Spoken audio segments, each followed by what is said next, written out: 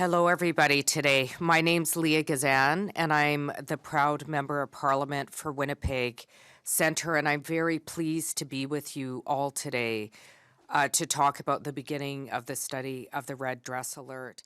The Red Dress Alert and this whole initiative came from the hard efforts of family members and advocates around the country who joined together to say that should we go missing, we must be found.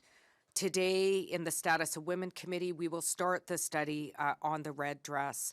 I'm looking forward to asking questions to all the witnesses that will come to committee that will inform the vast consultations that have already taken place from members of the Indigenous community from across the country. Now, there's more work to be done, but I feel that at this point it's moving in a right direction. It's important that we all come together, to work together, to make sure this becomes a reality. Right now, women go missing and murdered and are never found. We know from the National Inquiry into Murdered and Missing Indigenous Women and Girls, calls for justice 9.1 to 9.11, that current systems that are there to protect us aren't. This is a critical initiative. This is an initiative that will save lives, and I'm urging the Liberal government to get this through with proper consultations by the Indigenous community. And with that, I'd like to thank all the family members, all the community, all the leaders that have been leading the charge in this effort for a long, long time. It has been a difficult effort, but I lift you up and I lift up families today, and I hope that this initiative will allow you to feel some sort of justice in this ongoing genocide. Thank you very much. We'll now start the question period. We'll start in the room. What have you been hearing from the consultations that have happened so far?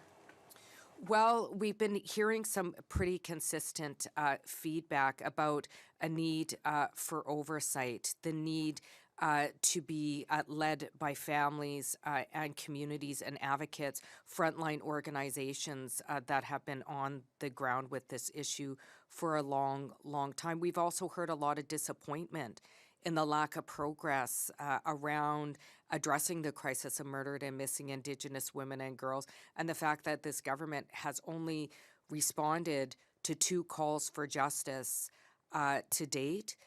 This is a big step forward, but there's a push around the urgency to get this out and ensuring whatever system gets this out, that it reflects the systemic gaps that are currently in place. I'm wondering how long the study takes place for, and how long is the process to get into meeting again after the study is finished?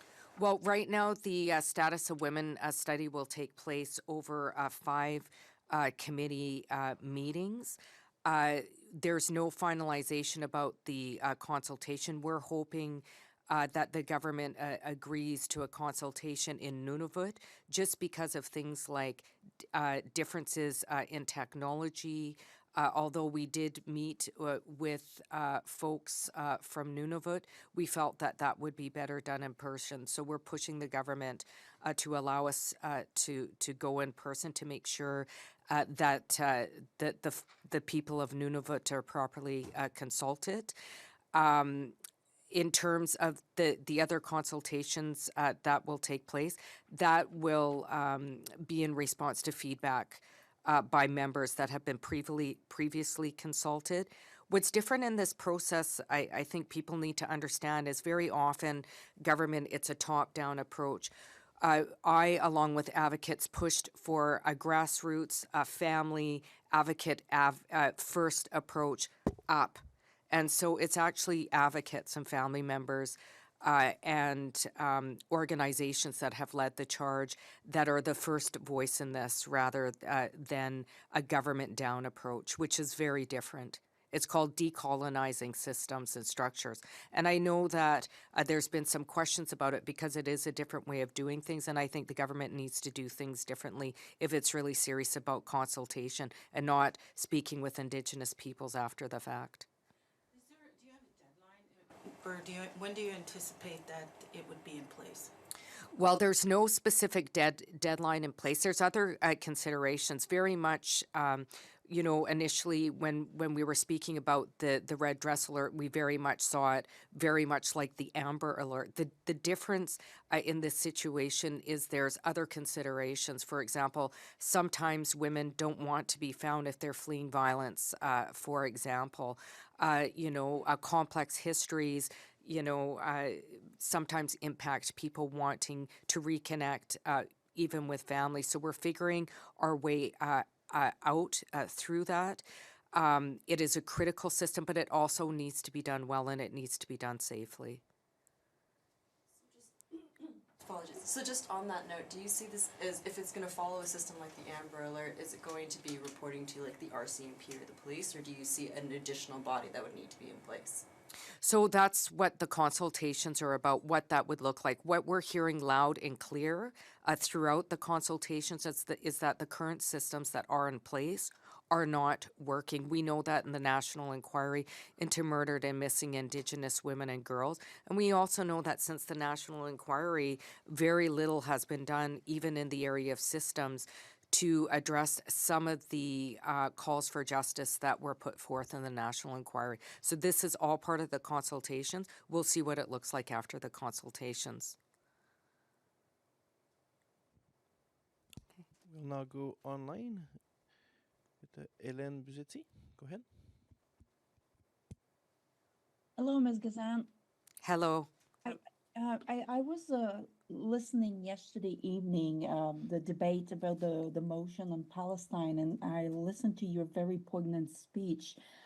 And I was wondering what you thought about the amendments that were made to the motion.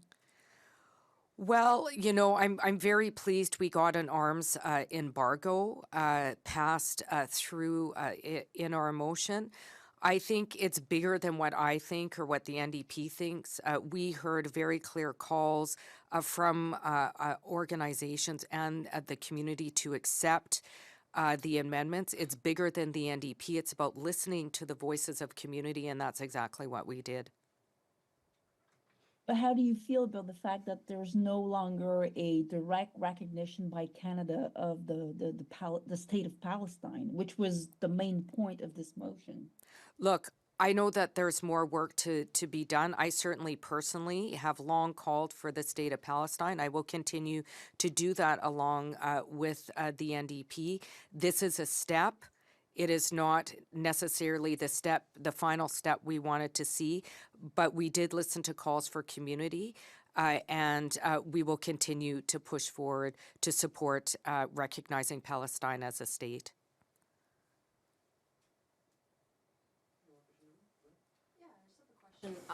Regarding the INN meeting that happened yesterday and the comments that you were making about the Conservative filibustering, I was just wondering if you can expand on that. Well, I mean, they're doing it today. They're having a debate in the House about the carbon tax. We're talking about the child welfare system, a child welfare system which has been seen as a pipeline to murdered and missing Indigenous women and girls. We're talking about a child welfare system where there's more Indigenous kids in care than at the height of residential schools. Many kids who never make it out of the child welfare system, who die within the child welfare system or with many systems. It was a totally inappropriate time to bring up the carbon tax and use a discussion when we're talking about the life and death of children to promote their political agenda. We are talking about life and death matters. The Conservatives have taken over committees, not just in this committee, but other committees, usurping time for their political agenda. Canadians are not political pawns. And the Conservatives need to care about what's impacting Canadians, including Indigenous peoples, and come to the table and stop playing games.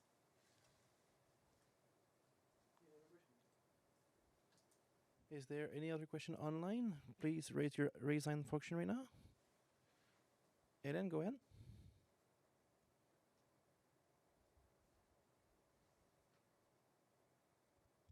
Yes, now, I just want to follow up on my previous question. You said we listen to the community. What do you mean by that? Well, we had several organizations in the Muslim community contacting us, asking us to accept the amendments. That is the voice that we're lifting up in here.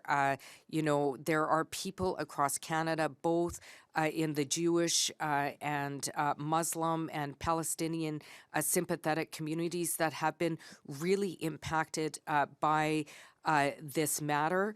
It is critical that we listen to voices of people on the ground, and that's exactly what the NDP did. Do you think it could have an impact on the election outcome? I know there are some organizations, the Muslim organizations, who are trying to organize to defeat some Liberal MPs in some key ridings. Do you think it could have an impact on both Liberals and the Conservatives? I'm not here to speculate about what the outcome of an election will be. I don't even know when the election is. What I can say, however, is that we put forward a motion in response to a crisis that is impacting people from across Canada, and that's what the goal of our motion was yesterday. Thank you. Alicia, go ahead. Hi, Alessia here from the Canadian Press. I'm in 2022. Washington State established a redress alert of their own, the Missing Indigenous Person Alert System. Have you spoken with folks there to see how that program has been working and to see if, you know, your redress alert can learn any lessons from what they've experienced there and their successes, challenges? Yeah, so we're just in the process of consultations. There has been forms of the redress alert, however, in Canada, on the East Coast. They have been a part of the consultations, in addition to other organizations that have been part of the consultations that have already put forward their own kind of form of a redress alert to talk about best practices and also lessons learned. We will continue to do so. I don't want to, however, wait forever. We are in an emergency. There needs to be a very clear deadline, and I think we'll know that in the near future. And when you were announcing that you wanted this system last year, one of the cases that you cited was the deaths caused by Jeremy, I'm going to mispronounce his last name. Sabicki, yes. And the families of the women are saying that the Premier of Manitoba, Wab Kinew, isn't being responsive and isn't helping them with the landfill search. Do you plan to push your provincial colleague there on getting that work done? So what I do know is that the province and the federal government are currently in discussions about searching the landfill. I also know that there is in the very near future a court case that will be happening. I know that there is a plan to search the landfill, and I'll continue to do my job as a federal MP and continue to push the Liberal government to make sure that they live up to their province or promise as a federal MP.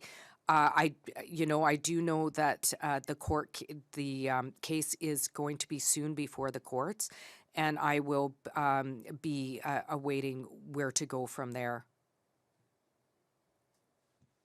Perfect. Is there any more question in the room? This will conclude the press conference. Thank you. Okay. Thank you very much.